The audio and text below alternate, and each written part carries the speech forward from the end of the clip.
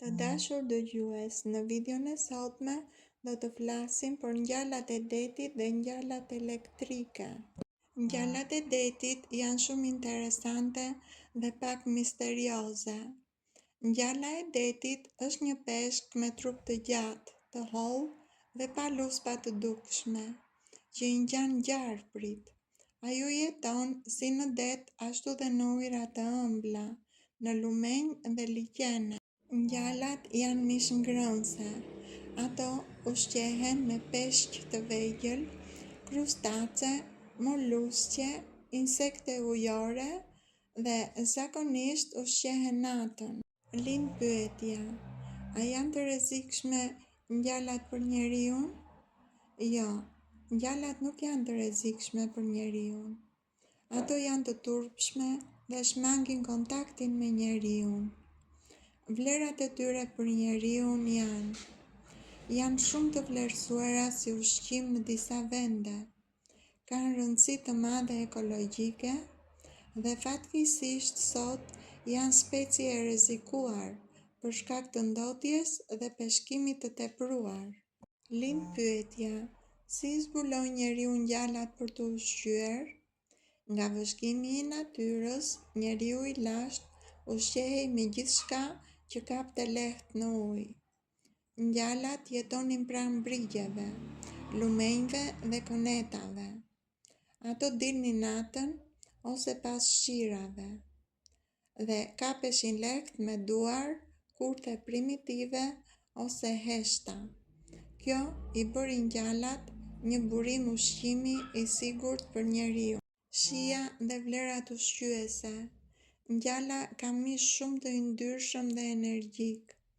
Njerëzit e vun në re këtë sepse ajo të ngopte shpejt, ruhej mirë e tymosur dhe e tharë.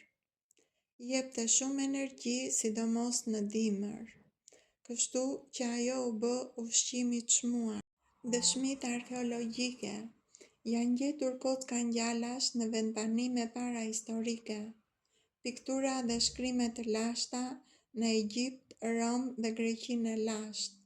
Romakët madje i rrisnin ngjallat në pishina artificiale. Në shumë vendet e Europës, ngjalla piqej, tymosej dhe zihej.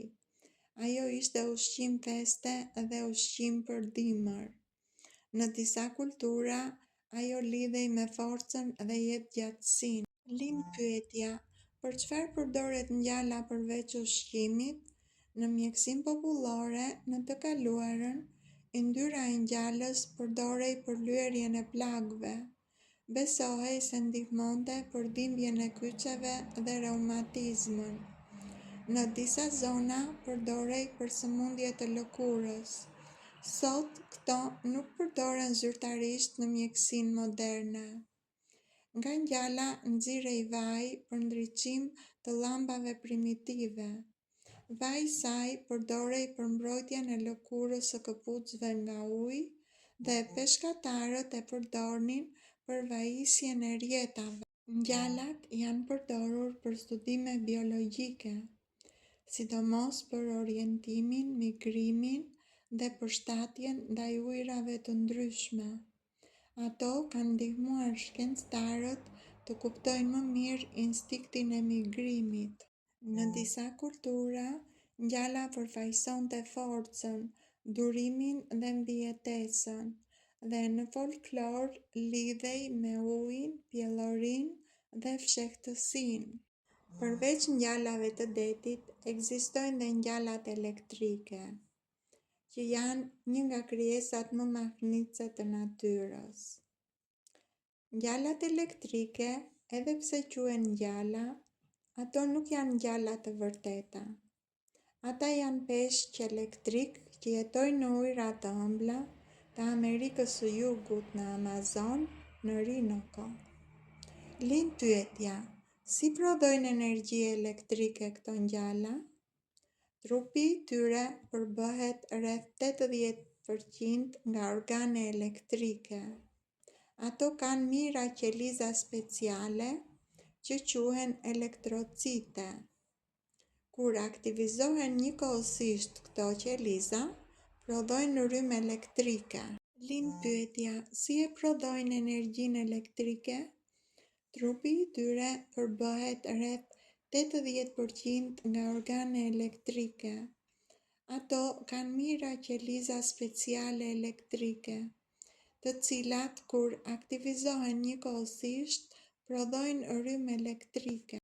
Ngjalat elektrike japin goditje të dobta për orientim dhe komunikim, dhe goditje shumë të forta për gjueti dhe mbrojtje. Goditja e tyre mund të arrijë nga 600 deri në 860 volt, dhe kjo është shumë e fortë për një kafshë. Ato e përdorin rrymën për gjueti, paralizojnë peshqit e vegjël, për mbrojtje largojnë grabiqarët, për orientim shohin në ujëra të trubullta dhe për komunikim me ngjalla të tjera elektrike. Lind pyetja, a janë të rrezikshme për njeriun këto ngjalla? Zakonisht, këto nuk janë vdekjeprurse, por goditja mund të shkaktojë dhimbje të forta, humbje të përkohshme të kontrollit të muskujve, dhe kjo shkakton rrezik mbytjeje në ujë. Prandaj, duhet shmangur prej tyre. Ngjallat elektrike marrin frymë pjesërisht me ajër, jo vetëm me gush, prandaj ato duhet të dalin shpesh në sipërfaqe. Ngjallat elektrike janë të rëndësishme për shkencën. Ato ndihmuan në frymëzimin për bateritë e para elektrike. Ato ndihmojnë në studimin e sistemit nervor dhe janë model për kërkime në bioelektricitet. Lind pyetja, nga se dallohet ngjalla e detit nga ngjalla elektrike? Disa dallime të dukshme fizike janë: ngjalla elektrike është më e trashë dhe më e gjatë. Ngjalla e detit është më e hollë dhe më elastike, dhe ngjalla elektrike ka kokë më të gjerë dhe sy më të vegjël. Një shenjë dalluese ndërmjet ngjallës elektrike dhe ngjallës së detit është edhe ngjyra.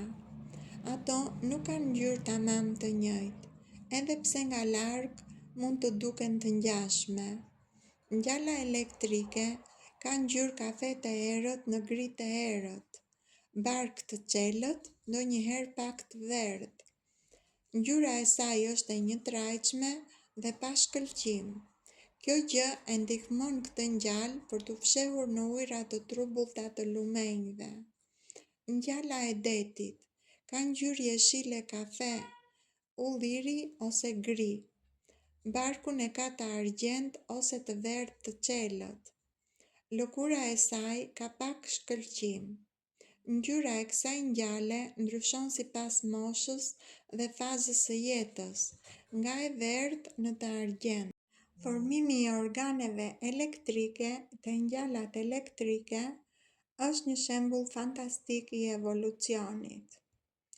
Organet elektrike u formuan nga muskujt, por realisht nga qelizat muskulore që janë transformuar me kalimin e miliona viteve. Kjo ndodhi te paraardhësit e ngjallës elektrike, të cilët kishin muskuj normal. Disa qeliza muskulore te këto ngjalla humbën aftësinë për t'u tkurrur. Në vend të tkurjes, ato filluan të prodhojnë impulse elektrike dhe ruanin diferencë ngarkese plus minus. Këto qeliza u quajtën elektrocite. Te ngjalla, elektrocitet u rreshtuan si bateri, duke mbledhur energji. Një elektrocit prodhon shumë pak rrymë. Mijëra elektrocite së bashku krijojnë një goditje shumë të fortë. Truri i tyre kontrollon kur dhe sa rrymë lëshohet. Tek ngjallat elektrike, rreth 80% e trupit të tyre është organ elektrik, dhe muskujt e vërtet janë të përqendruar kryesisht te koka. Lind pyetja, si e ndjen njeriu goditjen nga ngjalla elektrike? Goditja e një ngjale elektrike është shumë e veçantë dhe mënyra se si e ndjen njeriu varet nga intensiteti dhe kushtet. Njeriu ndjen një shok të menjëhershëm muskuj që kontraktohen papritur. Mund të ndjejmë pirje ose dridhje të fortë në pjesën e trupit që është prekur me këto ujëra. Ndjen dhimbje dhe ndjesi djegjeje. Shumë njerëz e përshkruajnë si shok elektrik të shkurtër. Zakonisht është djegje e lehtë deri mesatare, por ndonjëherë edhe më e fortë. Tek njeriu ndodh shok për sistemin nervor. Impulset elektrike përzihen me sinjalet nervore normale. Ai mund të ndjejë dështim të përkohshëm të koordinimit. Në ujë kjo mund të bëjë që të humbas kontrollin e lëvizjes për disa sekonda. Efektet të tjera janë ndjenja të lehta të zbehjes së frymëmarrjes dhe marrjemendsh. Në raste ekstreme, në rryma shumë të forta, në ujë të izoluar, mund të shkaktojë dëmtim të zemrës, por kjo është jashtëzakonisht e rrallë. Përdorimi i ngjallave elektrike në laborator dhe ekspozita kontrollohet gjithmonë nga shkencëtar të trajnuar. Shkencëtarët përdorin sensor special për të matur rrymën goditëse nga ngjallat elektrike. Ngjallat elektrike mund të dërgojnë goditje nga 600 deri në 860 volt me amper të ulët. Dhimbja që shkaktohet është e fortë, por jo vdekjeprurse. Gjatësia e trupit të ngjallës elektrike. Ngjalla elektrike e zakonshme mund të jetë 1.5 deri në 2.5 metra e gjatë dhe ngjalla më e madhe mund të arrijë deri në 3 metra. Trupi i gjatë i këtyre ngjallave elektrike ndihmon që rryma të përhapet mbi një sipërfaqe sa më të madhe në ujë. Sipërfaqja e shpërndarjes së rrymës. Rryma shpërndahet rreth trupit të ngjallës elektrike. Në ujë të pastër, ajo arrin nga 2 deri në 3 metra larg trupit. Në ujë të trubullt me shumë minerale, shpërndarja e rrymës ndryshon. Intensiteti. Shkalla e lartë e rrymës paralizon peshqit e vegjël. Shkalla e ulët përdoret vetëm për orientim dhe komunikim. Rryma nuk shpërndahet në mënyrë të barabartë. Ajo është më e fortë pranë kokës dhe organeve elektrike dhe më e dobët në fund të trupit të ngjallës elektrike. Ngjallat elektrike, edhe pse zakonisht jetojnë veç e veç, ato bashkëjetojnë në mënyrë shumë të veçantë gjatë sezonit të shumimit. Kur afrohet sezoni i shumimit, ngjallat elektrike i afrohen njëra tjetrës duke krijuar grupime të vogla dhe mesatare. Kjo ndodh kryesisht në zona të ngrohta, të thella dhe të mbrojtura të lumenjve. Komunikimi me rrymë elektrike e ngjallave. Çdo ngjallë lëshon impulse elektrike me qëllim të identifikojë gjinin e vet, të tregojë vendodhjen e vet dhe të paralajmërojë rivalët. Kjo gjë rregullon distancën mes tyre, pra ato nuk afrohen shumë fizikisht me njëra tjetrën. Ngjallat e ruajnë territorin brenda grupit. Në grup, secila ngjallë ka vendin e vet. Goditjet elektrike të dobëta përdoren për të ruajtur distancën dhe për të shmangur konfliktet. Pra, bashkëjetesa është koordinuar përmes elektricitetit, jo vetëm largësisë fizike. Larvat e ngjallës lëvizin me rrymat e lumenjve dhe grupimet e të rriturve e ndihmojnë orientimin e tyre. Megjithse nuk ka bashkëpunim aktiv, afërsia e lehtë siguron mbrojtje dhe mundësi më të larta për riprodhim. Ngjallat elektrike Nuk përdorin shikimin dhe shijimin për bashkëjetesë. Rryma elektrike është gjua e tyre sociale. Në këtë mënyrë, ato mund të bashkëjetojnë pa u sulmuar dhe pa e goditur njëra tjetrën. Lind pyetja, si orientohen ngjalat e detit dhe ngjalat elektrike? Ngjalat e detit orientohen me fushën magnetike të tokës. Këto ngjalla kanë sensor magnetik në trupin e tyre. Ato e ndiejnë direksionin dhe intensitetin e fushës magnetike. Dhe kjo i ndihmon të gjejnë rrugën drejt vendit të shumimit, në mijëra kilometra hapësirë detare. Gjithashtu, ngjallat e detit përdorin pozicionin e diellit dhe yjeve. Gjatë ditës, ato përdorin diellin si busull. Natën mund të përdorin pozicionin e yjeve për orientim.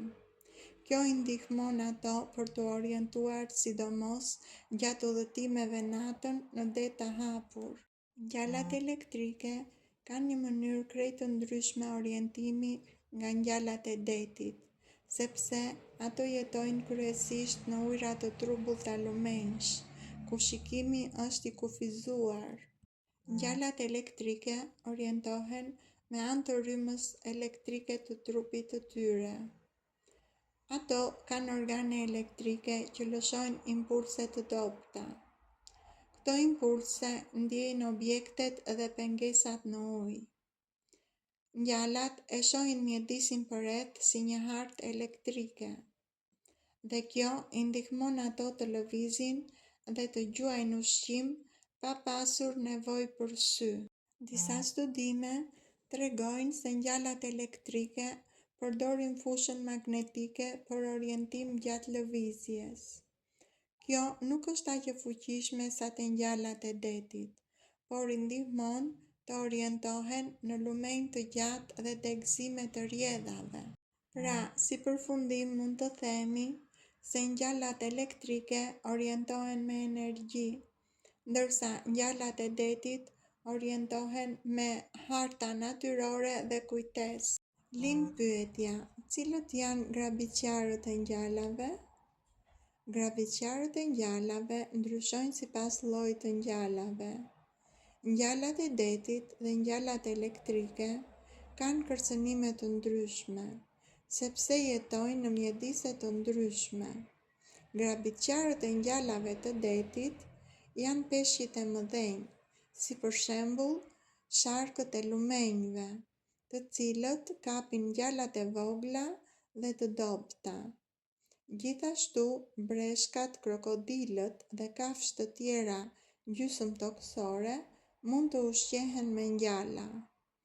Grabitqarët e ngjallave elektrike janë peshqit e mëdhenj të lumenjve, si për shembull catfish të mëdhenj dhe kafshët gjysmëtoksore, krokodilët dhe breshkat e mëdha të lumenjve. Ky informacion bazohet në fakte të mbledhura me ndihmën e një asistenti inteligjent.